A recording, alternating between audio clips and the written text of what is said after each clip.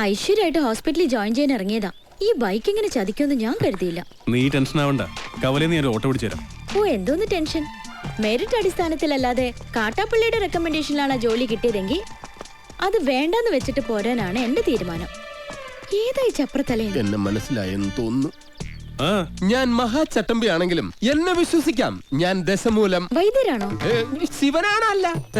തല്ലിന് പോകുന്നതിന് മുമ്പ് ദശമൂലാരിഷ്ടം കഴിക്കുന്നത് കൊണ്ട് ചിലർ അങ്ങനെ വിളിക്കും. ഒരുത്തനെ വെട്ടി അരിഞ്ഞ് അവന്റെ ദശ മുഴുവൻ ഒരു മൂലക്കിട്ടത് കൊണ്ടാണ് അങ്ങനെ വിളിക്കുന്നതെന്ന് മറ്റു ചിലർ. നിങ്ങൾക്ക് ഇതിൽ ഇഷ്ടമുള്ളത് വിളിക്കാം, തള്ളക്ക് വിളി ഒഴിച്ച്. ദശമൂലത്തിന് ഇപ്പൊ എന്താ വേണ്ടേ? അതെ, കാട്ടാപ്പള്ളിക്ക് ഒരുപാട് ശത്രുക്കൾ ഉള്ളതാ.